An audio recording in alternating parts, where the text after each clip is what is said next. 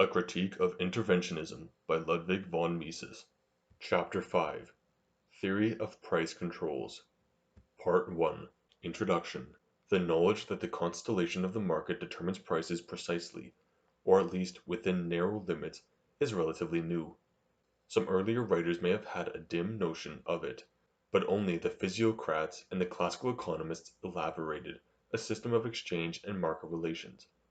The science of catalactics thus replaced the indeterminism of theory, which explained prices from the demands of sellers and saw no price limits other than their fairness. He who believes the formation of prices to be arbitrary easily arrives at the demand that they should be fixed by external regulation.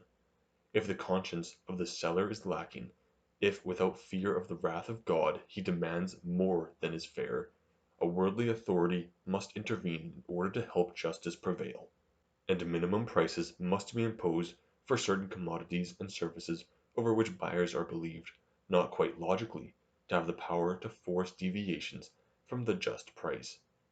Government is called upon to create order because disorder and arbitrariness prevail. The practical doctrine based on the knowledge of scientific economics and sociology, liberalism rejects all intervention as superfluous, useless, and harmful. It is superfluous because built-in forces are at work that limit the arbitrariness of the exchanging parties. It is useless because the government objective of lower prices cannot be achieved by controls, and it is harmful because it deters production and consumption from those uses that, from the consumer's viewpoint, are most important. At times, liberalism has called government intervention impossible. Of course, government can issue orders that regulate prices and punish the violators. Therefore, it would have been more appropriate for liberalism not to call price controls impossible, but rather unsuitable, that is, running counter to the intentions of their advocates. The following discussion will demonstrate this unsuitability. Liberalism was soon replaced by socialism, which seeks to replace private property in the means of production with public property. Socialism, as such, need not reject the price knowledge of science. It is conceivable that it could recognize its usefulness for an understanding of market phenomena in its own economic order. If it were to do that, it would have to conclude that government and other interference with prices is as superfluous, useless, and harmful as liberalism says it is. In fact, the doctrines of Marxism contain, besides quite incompatible principles and demands, the beginnings of this perception. This is clearly visible in the skepticism toward the belief that wage rates can be raised by labor union tactics, and in the rejection of all methods Marx calls bourgeois. But in the world of Marxian reality, egotism is dominant.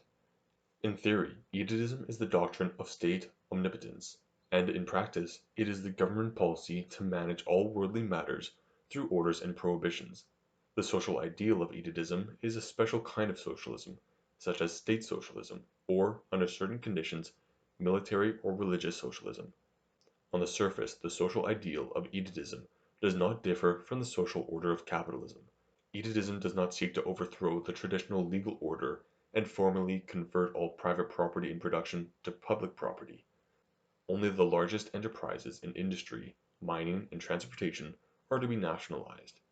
In agriculture and in medium and small scale production, private property is to be preserved formally, but in substance all enterprises are to become government operations.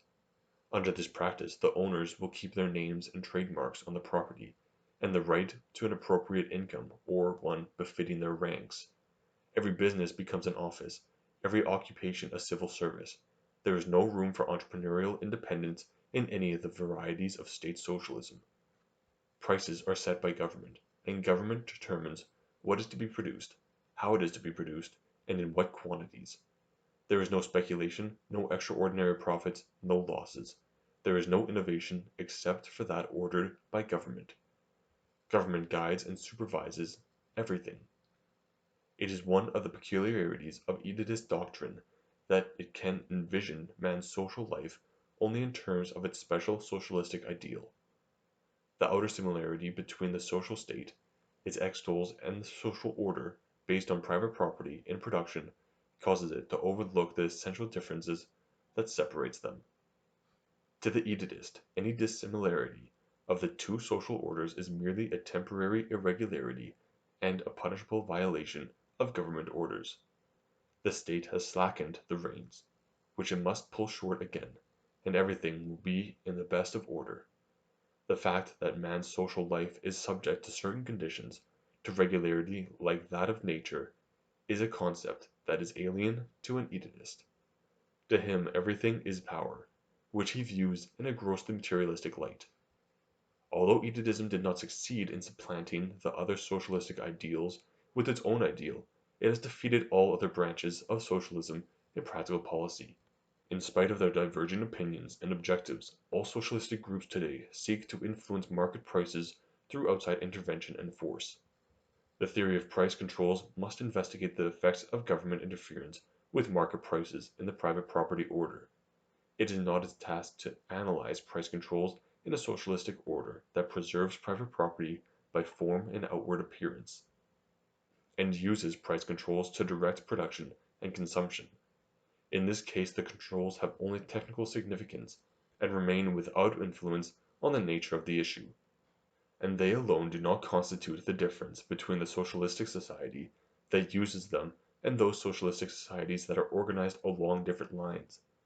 The importance of the theory of price controls becomes evident in the contention that there is yet a third social order besides the private property order, and one built on public property, an order that retains private property in the means of production, but it is regulated through government intervention.